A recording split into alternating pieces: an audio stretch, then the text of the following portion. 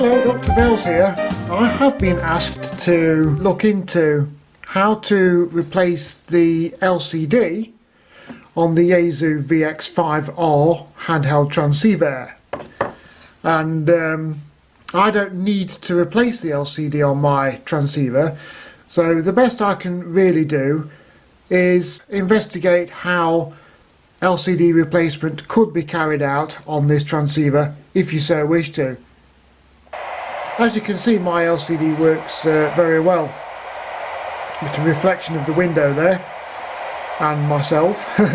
But yeah, the LCD works very well, and the keypad still works as well after my keypad cleaning, which can be found in a separate video. So I'm going to turn that off and remove the battery.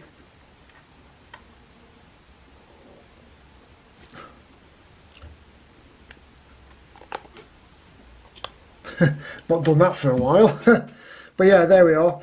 And I need to get to these 4 screws here and those 2 screws there. So I shall unscrew those screws and see what we have inside. That's the 6 screws removed.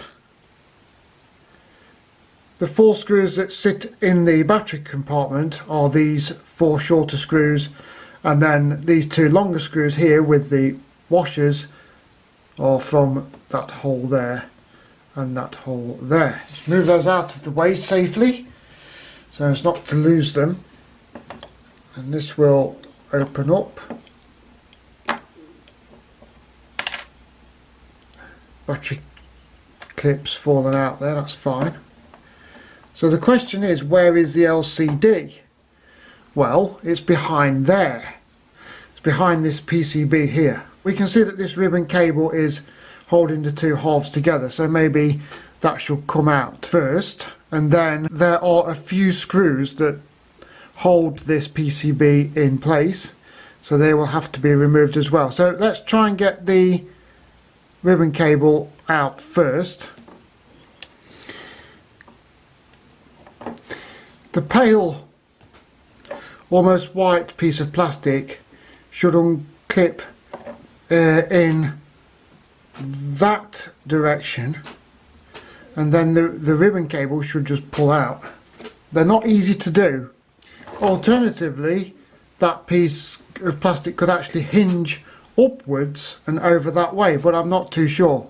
If I try and put too much force one way or another, it's going to break, so I don't really want to do that. What I can do is just try and remove the screws for the PCB and just see what's behind there. As you can see, the rubber gaskets come off as well around there, but I'll try and get the PCB out. There's a screw there. There's a screw there, behind there. There's another one there, and I think that's it. But we must take care. Look, there's one there. So 1, 2, 3, 4, I do believe.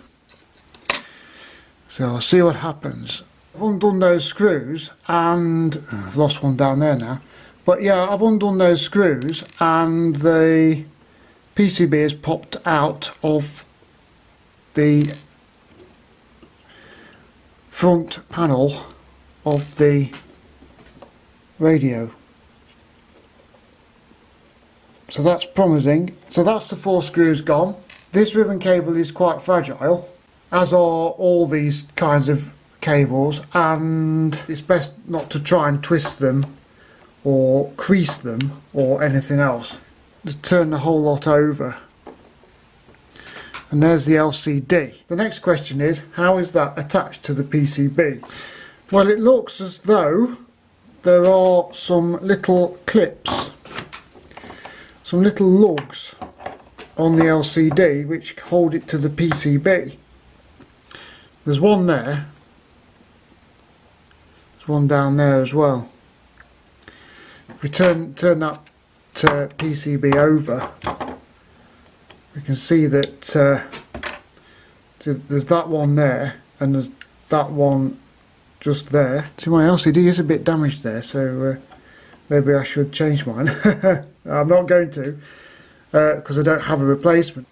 I think what's required is that those lugs are unclipped from the PCB. I think this connector here, where the LCD ribbon terminates, I think that one will spring up like that. It springs up, and then the ribbon cable can then be pushed away that way, and the new ribbon can be inserted into this connector, and then it clips down like that.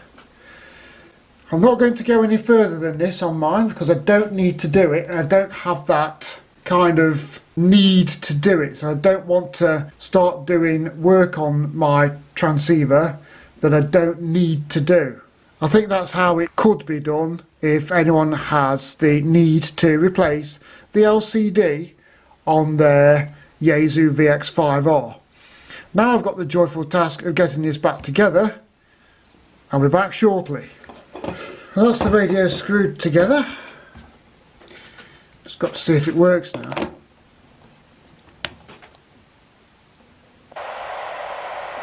Yeah, my display is still working, so that's good. But I think that's how the display would be replaced. As I say, I'm not going to do it, but like all these things, if you're not competent or you don't feel confident in doing this kind of thing, then please don't do it. I think that's how the display could be replaced, and if you need to, then I hope you have some success. If you do have some success in doing so, please leave a comment below, and if you want more details of dismantling the radio and reassembling the radio and repairing the keypad, or at least getting the keypad to work again, please look at the video that is linked at the end of this video. Well, thanks for watching, and hope to see you again. Bye!